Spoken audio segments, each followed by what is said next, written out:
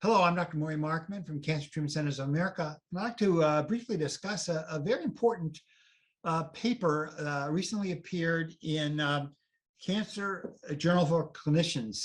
This has actually been widely reported in the popular press, but I think it's important for the oncology community, the medical community to be aware of some of the details of this analysis. The paper was published, it's as I mentioned, in the Journal of 2023, volume 73, pages 17 through 48, entitled Cancer Statistics 2023.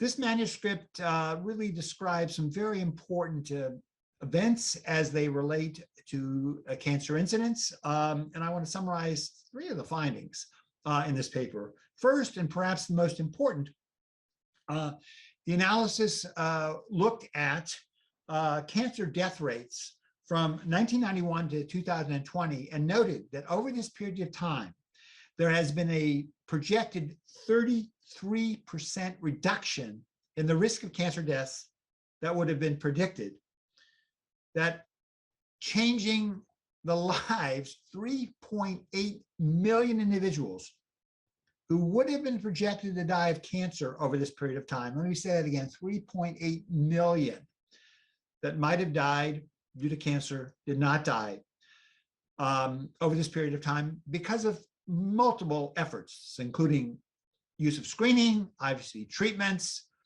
reduction in smoking, HPV vaccination. This is, I think, an incredible public health accomplishment, which obviously needs to be both lauded, but also we need to continue to work on this to make sure we don't go in the wrong direction in the future, that we obviously continue to reduce the risk of cancer deaths. Second, very important observation, one that I'm particularly noticed that because of my interest in gynecologic cancers, was that looking at the years 2012, 2019, and specifically among women in the early 20s, the first group of women that had HPV vaccination that would have potentially, we might have seen a reduction in cancer incidence because of vaccination. In fact, it was documented, a 65% drop in cervical cancer incidence among this population compared to, again, what would have been seen, predicted to be seen without HPV vaccination. An extraordinary public health advance. This obviously needs to be both emphasized and focused on in the future. We need to vaccinate both young men and young women, their adolescent years. That is going to continue to reduce cervical cancer and all other HPV related events. And finally, on the flip side, this study identified an actual increase in prostate cancer incidence of approximately 3% annually from 2014 to 2019, perhaps, just perhaps due to the recommendations that have come through in the previous years that we should be doing less prostate cancer screening.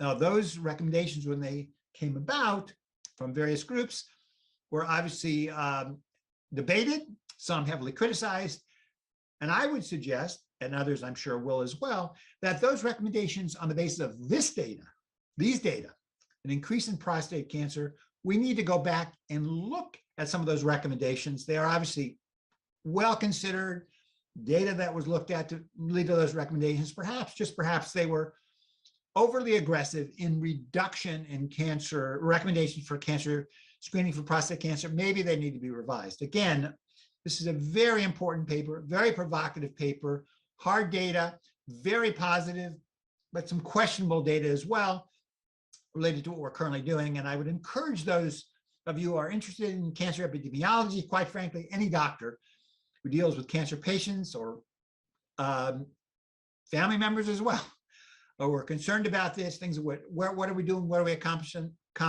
This is a great paper. I would encourage you to look at this paper, and I thank you for your attention.